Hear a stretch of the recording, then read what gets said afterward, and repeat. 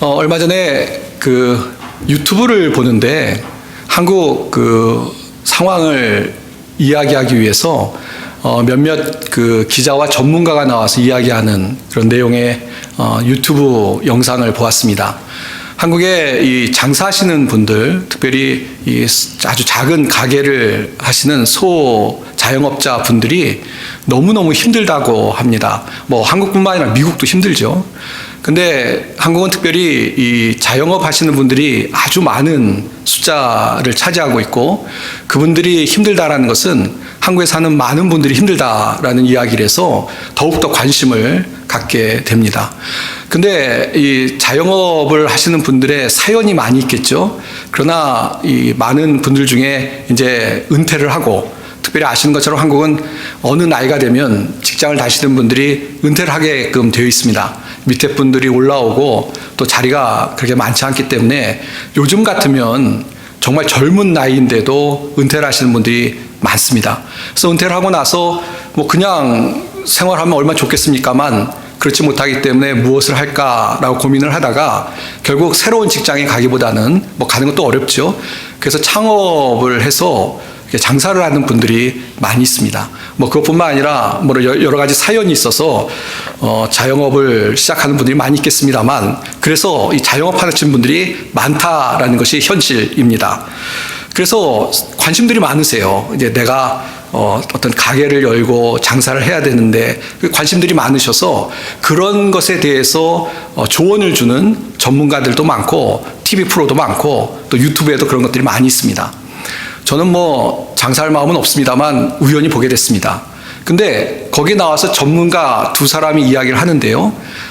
두 분의 이제 마지막 끝으로 자영업을 생각하는 분들에 대해서 조언을 해 주십시오. 뭔가 좋은 말씀을 해 주십시오라는 질문을 사회자가 했습니다. 근데 첫 번째, 좀 약간 젊은 분인데요. 뭐라고 이제 이야기를 하냐면, 자기는 절대 창업을 하지 말라고 말씀드립니다. 그러더라고요. 자영업을 하는 분에게 좋은 얘기 해달라고 그러니까 자기가 얘기하고 싶은 것은 한국적인 지금 상황에서 창업하지 마세요. 절대 장사하시면 안 됩니다. 가게 하지 마세요. 그 말씀을 드리고 싶다고.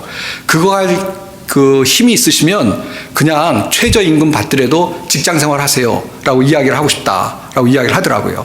그 첫 번째 사람은 그렇게 얘기하고, 두 번째 또 이제 기자인 것 같은데요. 아주 오랫동안 그 분야를 이제 했던 분은 이제 그분에게도 질문을 했어요. 그러면 어떤 말씀을 해주고 싶냐고. 근데 그분도 비슷한 얘기를 합니다. 뭐냐면, 뭐 하지 말라는 얘기는 이제 못하겠고, 하시되 정말 준비를 엄청 잘해서 시작하십시오. 그냥 이제 시작하자 그러고 적당히 이렇게 생각을 하고 계획을 해서 하지 말고 미리 시장 조사를 잘하고 또 될 수 있으면 미리 가서 오랜 시간 밑에서부터 잘 배운 다음에 그 다음에 시작하시는 게 좋겠습니다 라고 역시 어려운 이야기를 하는 것을 들었습니다. 이 이야기를 들으면서 저도 뭐 한국에 친척도 있고 가족도 있고 친구도 있고 하니까 남 얘기처럼 안 들립니다.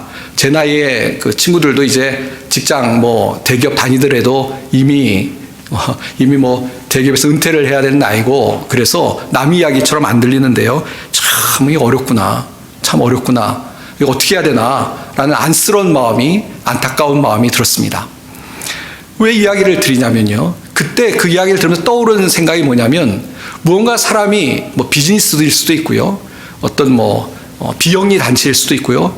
뭔가 일을 시작해서 그 결과를 가져온다는 것은 참 보통 어려운 일이 아니구나라는 생각이 들었습니다. 그렇죠? 뭐를 특별히 내가 시작을 해서 그것에 열매를 거둔다는 것은 피와 땀과 수고가 있어야 되고 또 뭐 여러 가지 상황이 맞아야지만 되는 참 힘든 일이구나라는 생각이 들었습니다.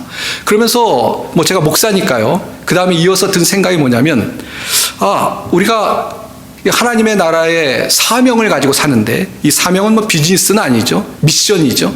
사명을 갖고 사는데 우리가 이 사명에도 열매를 맺히는 것이 목적이죠. 그렇죠? 우리가 하나님의 사명을 가지고 일을 해나가는데 이것이 열매를 맺혀야 되는데, 이 열매를 맺는 것도 참 어려운 일이다라는 생각이 역시 든 것입니다. 그렇죠? 세상에 뭐 쉬운 일이 어디 있겠습니까? 주님의 나라 일도 쉬운 것이 아니죠. 근데 그러면서 야, 우리가 주님의 일을 하는데 열매를 맺어야 되는데 이게 참 어려운 일인데, 근데 아까 그 전문가들은 아예 하지 마십시오. 열매 맺기 어려워요라고 그러는데, 우리가 하나님 나라의 사명을 가지고 살아갈 때 열매 맺는 것이 참 어려운데 그러면 어떻게 해야 되지? 라는 생각이 들었습니다. 그래서 전문가한테 이것도 물어봐야 되나? 그럼 전문가가 하나님 일 하지 마세요, 힘들어요, 그렇게 얘기할까? 라는 생각이 들었다는 것입니다. 그러면서 그런 생각이 듭니다. 예수님 당시에 이제 예수님의 제자들이 예수님을 따라가기로 결단을 내고 예수님을 따라가는데, 우리가 잘 아는 것처럼 그 당시에 예수님을 따라갔던 예수님의 제자들도 이게 보통 결단이 아닙니다. 이제 자기의 삶을 바꿔서 어떤 예수님에게 자신의 삶을 그냥 다 들여서 정말 사업으로 따지면 모든 것을 올인원 해가지고 예수님한테 다 드리고 예수님을 따라갔었는데, 그때 이 힘들지만 어떤 결과에 대해서 혹시 불안하지 않았을까라는 생각이 들었습니다. 아시는 것처럼 예수님을 쫓기로 결단을 내리고 가다가 예수님을 떠난 제자들도 있습니다. 왜냐하면 예수님을 잘 따르면 뭔가 떡이 떨어지고 뭔가 떨어질 것 같았는데 상황이 묘하게 돌아가니까 예수님을 처음에 따르다가 따르지 않았던 제자들도 있습니다. 힘들어서죠. 이거 뭐 힘들어서 예수님 따라가도 결과가 안 나오겠다라고 생각했던 제자들이 있었다는 것입니다. 잘 아는 것처럼 예수님을 처음에 따랐던 제자들 중에는 정치적으로 예수님께서 뭔가 이스라엘을 독립시키고 로마로부터 자유로운 나라를 만들 그런 정치적인 메시아로 오신 것이 아닌가 따랐던 사람들이 있었습니다. 그 사람들은 얘기가 좀 이상하게 돌아가거든요. 예수님이 막 칼을 들고 휘둘러서 정복을 해야 될 것 같은데 예수님께서 그렇게 안 하시니까 이상해서 야, 이거 내가 잘못 들어왔는가 보다 라고 떠났던 제자들도 있고요. 또 어떤 사람들은 예수님이 3,000명을 이 물고기 2마리와 떡 보리떡 5개로 먹이시는 걸 보고 야, 예수님을 따라가면 먹는 데는 걱정 없겠다 라는 생각이 들어서 따랐던 사람들도 있었습니다. 근데 그 사람들도 얘기가 좀 이상하게 돌아가거든요. 예수님이 막 기적을 행하셔서 잘 먹이고 이 땅에서 호화스럽게 살아갈 수 있도록 예수님께서 먼저 그런 삶을 사셔야 되는데 예수님 그런 삶을 살지 않으시니까 이거 내가 이 표현을 조심스럽게 합니다. 이 비즈니스를 좀 잘못 시작했는가 보다. 이거 잘못하면 문 닫겠다라고 생각이 들어서 떠나간 사람들도 있었습니다. 자, 그러나 예수님의 제자들 중에 정말 영생의 말씀이 여기 계시면 내가 어디로 가버릴까 하면서 예수님을 따랐던 제자들이 있는데요. 그러나 예수님이 십자가에 죽으시고 또 예수님이 승천하시고 이 땅에 남아서 그런 소수의 제자들이 처음에 이제 하나님의 사역을 명령받고 해야 되겠다고 생각했을 때 사실 그 마음이 그렇게 편하지는 않았을 것입니다. 이게 보통 일이 아닌데 과연 열매를 맺을 수 있을까? 좋은 결과가 나올 것이냐? 라는 의심이 그 마음에 유혹처럼 들었을 수도 있었을 거라고 저는 감히 생각을 합니다. 자, 그러나 우리가 잘 아는 것처럼 하나님께서 함께 하실 때 사실 소수의 무리가 남았었지만 하나님께서 역사하실 때 점차로 교회가 커지고 복음이 증거되고 그래서 우리가 아는 것처럼 하나님의 역사가 우리들 가운데 세상 인류의 역사 속에 나타났다는 것을 우리가 볼 수가 있습니다. 좀 이야기가 좀 산만한 것 같은데요. 한마디로 말씀드리면 이렇습니다. 우리가 하나님의 사역을 시작하는데요. 세상의 일은 잘못될 수도 있어요. 오히려 너무 많이 잘못돼요. 힘들어요. 어려워요. 결과를 딴 것에 대해서 보장도 없고 어려워요. 그러나 사랑하는 성도 여러분, 걱정하지 마십시오. 하나님의 사역은 하나님이 하시기 때문에 확실하게 하나님께서 역사하실 것이기 때문에 반드시 이루신다는 것을 꼭 기억하고 살아가는 우리 성도님들이 다 되시길 바랍니다. 오늘 예수님께서요, 이렇게 앞으로 어떻게 보면 제자들이 야, 이거 어떡하지? 라는 생각이 들 수 있는 그 제자들에게 용기를 주기 위해서 말씀하신 비유가 바로 오늘 말씀입니다. 오늘 본문에 보시면요, 예수님께서 비유로 제자들에게 천국에 관해서 말씀해 주시는데요. 하나님의 나라에 대해서 말씀해 주시는데 비유를 통해서 분명히 하나님의 나라가 앞으로 어떻게 될 것인지에 대해서 분명하고 확실하게 말씀해 주고 있습니다. 하나님 나라의 미래에 대해서 말씀하시는데 어떤 비유를 갖고 말씀하시냐면 두 가지 비유를 갖고 말씀하시죠. 첫 번째는 겨자씨 비유를 가지고 말씀하십니다. 겨자씨는 아마 보신 분이 있을지 모르겠어요. 저도 한 번인가 이렇게 봤는데요. 굉장히 작은 씨앗입니다. 아주 작은 씨로 그래서 보통 사람들 사이에 이스라엘 사람들, 유대인들 사이에 알려졌던 그런 씨입니다. 그래서 사람들이 뭔가 작은 것을 얘기할 때 겨자씨를 가지고 속담처럼 그렇게 이야기를 했습니다. 또 마태복음 17장 20절 말씀에도요. 가라사대 너희의 믿음이 적은 영혼이라 진실로 너에게 이르노니 너희가 만일 믿음이 한 겨자씨만큼만 있으면 이 산을 명하여 여기서 저기로 옮기라 하여도 옮길 것이요 또 너희가 못할 것이 없으리라 라고 예수님이 말씀하시면서 그때 그 설교에서도 예수님이 겨자씨를 가지고 말씀하시는데 믿음이 적은 것을 뭐로 비유하시자면 겨자씨만한 그 믿음이 있으면 이 산을 명하여 저기로 옮길 수 있다라고 말씀하시면서 그런 겨자씨가 작은데 그런 작은 믿음이 있어도 하나님의 능력을 행할 수 있다라는 말씀을 하고 계십니다. 그러니까 예수님께서 이 비유로 작은 것을 말씀하실 때 겨자씨를 사용하셨던 것을 이 마태복음 17장 20절에서도 볼 수가 있다는 것입니다. 그러니까 뭔가 이렇게 당시 사람들이 표현을 할 때요, 예수님을 포함해서요, 아주 작은 것, 정말 작은 것을 얘기할 때 겨자씨를 사용했다는 것입니다. 글쎄요, 우리말로 하면 어떤 우리말 표현이 있을까요? 저는 생각나는 게 좀 이게 고상하진 않는데 세 발의 피다라는 표현이 있잖아요. 아주 적은 거, 아무 미미한 걸 얘기할 때 그런 우리 한국말 표현을 쓰는데 그런 어떤 아주 작은 것을 의미한다는 것입니다. 자, 근데 이 작은 씨가 예수님의 그 말씀의 핵심은 그거죠. 처음에 볼 때는 아무것도 아니에요. 작은 씨예요. 근데 이것이 어떻게 바뀌냐면, 어떻게 변화가 되냐면 어마어마한 나무가 된다는 것입니다. 어마어마한 나무가 되어서 이 새들이 와서 깃들 정도로 큰 나무, 새들에게 영향력을 줄 수 있는, 유익을 줄 수 있는 나무가 된다라고 예수님이 비유로 말씀하고 있는 것입니다. 보통 이 나무 크기가 한 3m, 4m까지 자란다고 그래요. 그러니까 어마어마한 나무가 되는 것이죠. 작은 씨였지만 그 큰 나무로 자라는 것을 예수님이 말씀하시면서 예수님께서 하신 말씀의 핵심은 뭐냐면요. 하나님의 나라, 천국의 미래는 처음에는 작아 보이지만 미미해 보이고 뭔가 약해 보이지만 결국 하나님이 어마어마한 겨자씨가 나무로 바꾸는 것처럼 어마어마한 미래를 이루신다라는 말씀을 분명히 우리에게 해주시고 있는 것입니다. 그러니까 우리가 이 하나님의 나라를 생각할 때요, 하나님의 나라의 미래를 생각할 때요, 그 미래에 대해서 확신해도 되는 건 뭐냐면 그 미래는 보장되어 있다는 것입니다. 하나님의 나라의 미래는 확실히 하나님이 함께 하셔서 어마어마한 나무가 되는 것처럼 하나님의 뜻이 이루어지는 그런 하나님의 나라가 될 것이다 라는 것을 믿음으로 확신하고 살아가야 될 줄 믿습니다. 예. 아까도 말씀드렸습니다만 예수님께서 이 땅에 오셨을 때 인간적으로 보자면 아주 가난한 목수의 아들로 사람들이 보기에 이사야서에 예언되어 있던 것처럼 아무 보기에 좋은 것이 없는, 아름다운 것이 없는 그런 모습이었습니다.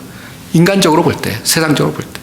그러나 예수님께서 이 땅에 오셔서 십자가에 죽으셨다가 그래서 우리 죄를 사하시고 그래서 부활하셔서 죽음 권세를 이기고 그래서 우리를 위해 대신 죽으심을 통해서 우리의 죄가 용서함 받고 우리가 하나님의 은혜로 구원을 얻고 그런 놀라운 구원의 일을 이루시고 그러고 나서 제자들에게 당부하셔서 그 복음을 증거하게 하셨는데 처음에는 제자들 출신이 왕족이나 귀족이나 지식인이 아니었죠.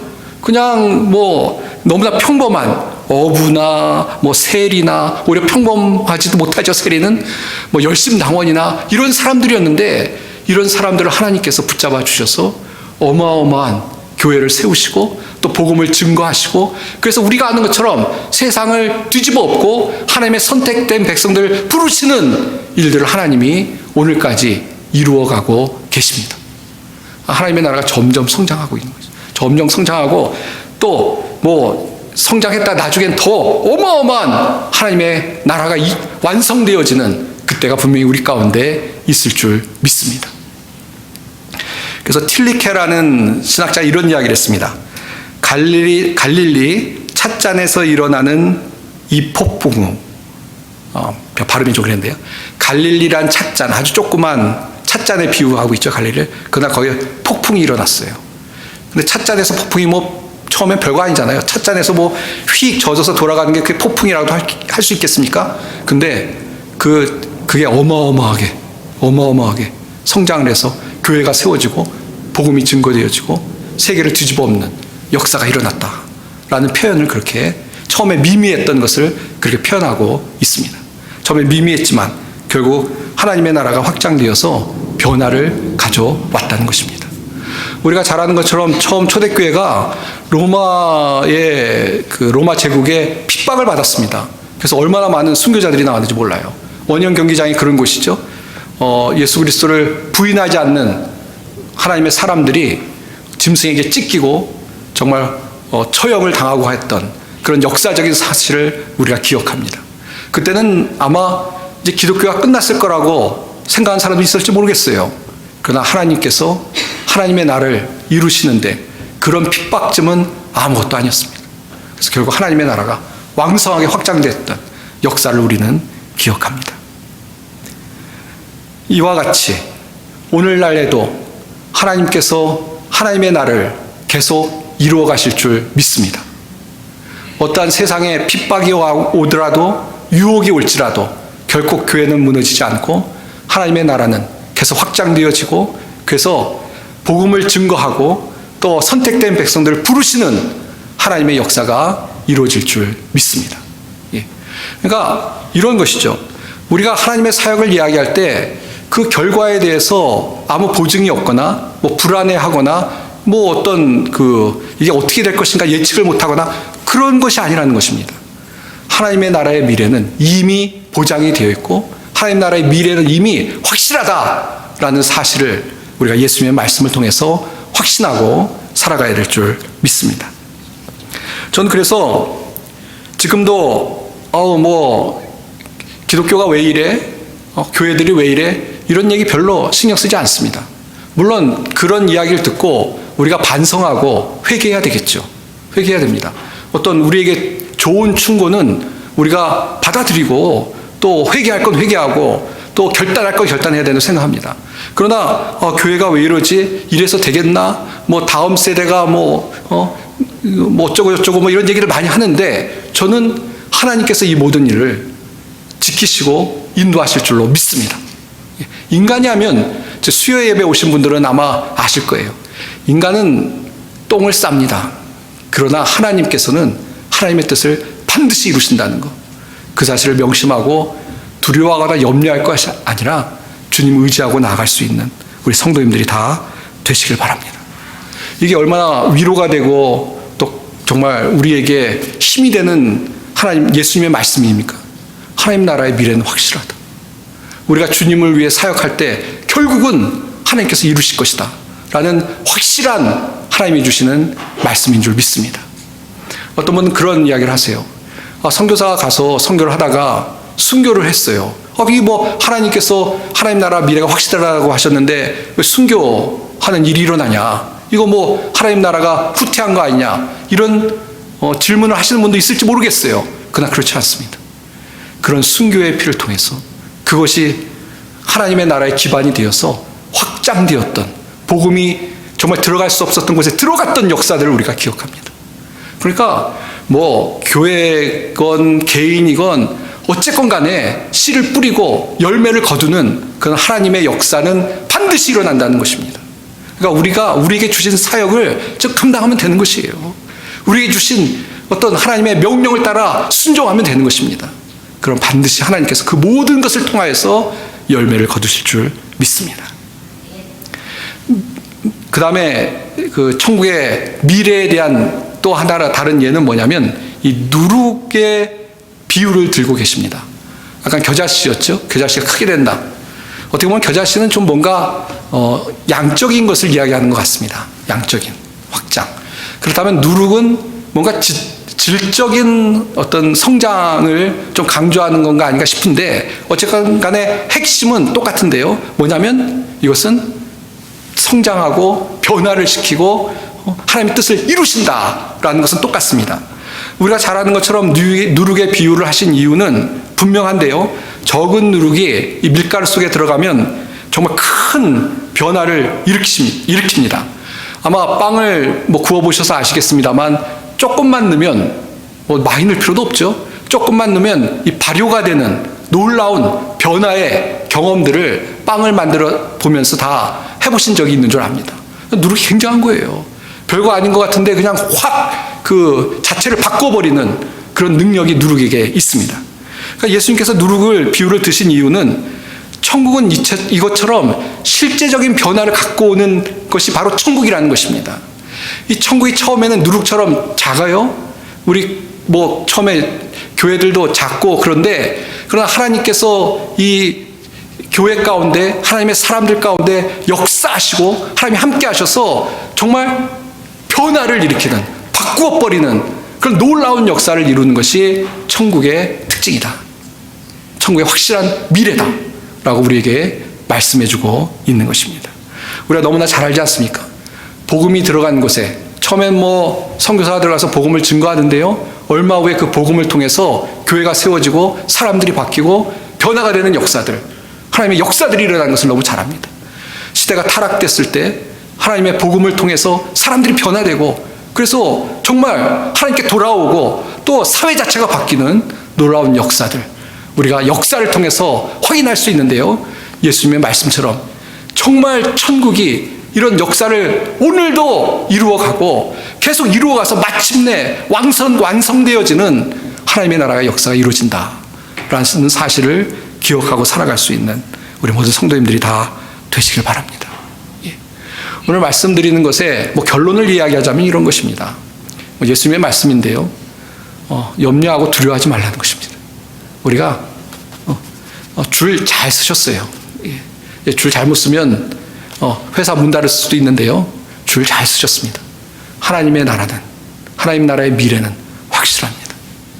처음에 미비한 것 같고 지금 또 뭔가 흔들리는 것 같고 다 상관없어요. 결국은 하나님께서 하나님의 나라를 확실하게 완성하실 줄 믿습니다. 그 믿음으로 위로받으시고요, 그 믿음으로 그것을 바라보며 인내하시고요, 주님의 나라를 위해서 더 힘있게 살아가는 우리 모든 성도님들이 다 되시길 바랍니다.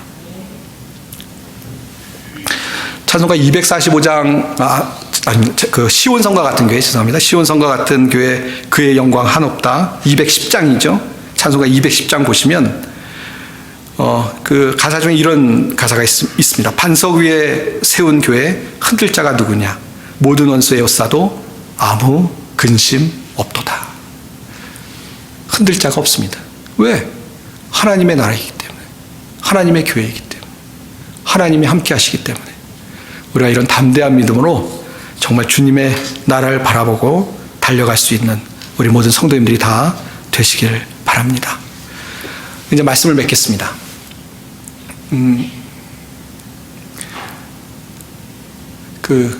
저희 아들하고 가끔 이런저런 이야기를 하다가 그 투자에 관한 이야기를 합니다. 저는 목사라서 잘 몰라요. 전혀 모릅니다. 잘 모르는데 저희 아들은 이제 직장 생활을 하고 그러니까 이런저런 이야기를 합니다.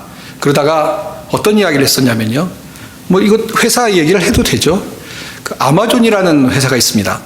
근데 제가 처음 유학 왔을 때 그 책을 이제 주문해야 되는데 그때 막 아마존이 생겼어요. 그래서 책을 주문하니까 너무 편하고 좋더라고요. 그래서 그때 이 회사는 될 회사다라는 생각이 들었어요. 정말 여긴 괜찮을 거야. 그런데 유학을 마치고 한국 돌아가고 그러면서 이제 까맣게 잊었는데 나중에 다시 미국에 와서 보니까 이 아마존이 어마어마한 회사가 됐더라고요. 지금은 그리고 주식을 보니까 그때 샀어야 되는데 지금 그때 샀으면 지금 제가 교회를 몇 개 세웠을 텐데 라는 생각이 들더라고요. 그때 될 거로 알았는데, 정말 될 거로 알았는데. 그래서 그 이야기를 아들한테 얘기하면 피식 웃어요. 아이고. 왜 말씀을 드리냐면, 뭔가 우리가 인생을 살아가는데 확실하게 살아야죠. 아닌 거에 투자하고 살아가는 건 바보지 않습니까? 어리석지 않습니까? 우리가 뭔가 정말 될 거에 딱 우리의 삶을 투자하고 그 나라를 위해서 살아가서 나중에 어떤 나중에 올 영광스러운 것을 기대하고 살아가는 것이 지혜로운 거 아니겠습니까? 제가 투자 전문가가 아니라서 뭘 투자라고 말씀을 못 드리겠습니다만 한 가지 확실합니다. 하나님의 나라에 투자하십시오. 예, 하나님의 나라에 투자하십시오. 하나님의 나라에 인생을 거시고 하나님의 나라를 위해서 먼저 하나님의 나라와 의를 구하며 살아가는 성도님들이 다 되시길 바랍니다. 예수님이 약속하셨습니다. 하나님의 나라는 마치 겨자씨와 누룩 같아서 반드시, 처음에는 이게 뭐지라고 하지만 반드시 양적으로 질적으로 성장하고 엄청나게 되고 또 완성된다라고 말씀하셨습니다. 이 하나님의 말씀 기억하고 더욱더 미래의 확실한 미래의 영광을 바라보면서 주님을 위해 살아갈 수 있는 우리 모든 성도님들이 다 되시기를 주님의 이름으로 축원드립니다. 기도하겠습니다. 하나님 아버지 감사합니다. 오늘 말씀을 통해서 주님의 나라가 얼마나 우리에게 영광스러운 나라고 하나님께서 함께 하셔서 그 나라가 이루어질지 다시 한번 영적인 눈으로 볼 수 있게 해주시니 감사합니다.